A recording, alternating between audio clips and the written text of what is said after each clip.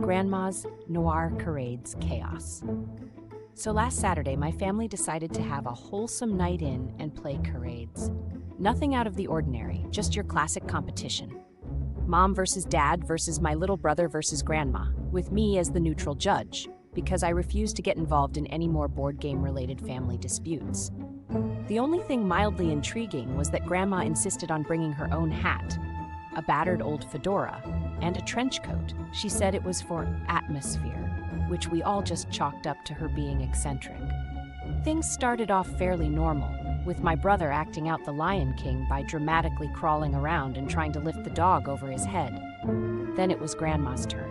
She put on her hat, pulled her coat tight, and immediately started narrating in a gravelly voice. It was a rainy night in the city, and I had a hunch the answer was just around the corner. She then proceeded to mime smoking a cigarette and dramatically pretending to get shot, all while continuing the narration.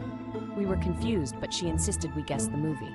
After several minutes of wild gesturing and lines like, "She walked in with legs longer than a Monday," Mom finally blurted out, "Is it Casablanca?"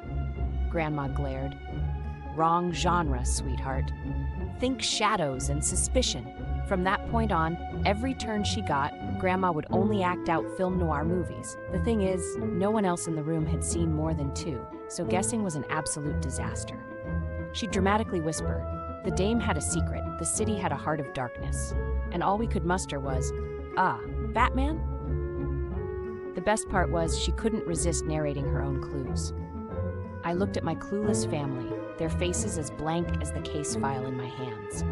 I was alone in this game, up against the world, or at least against people who thought the Maltese Falcon was a type of chicken.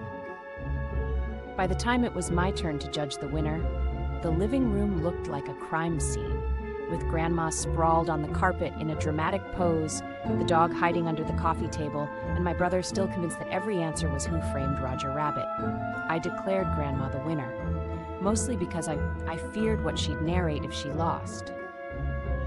As she tipped her hat and announced, "That's another mystery solved," Dad just sighed and said, "Well, at least now I know what a private eye looks like. It's just Grandma spying on everyone's clues and making a spectacle of herself."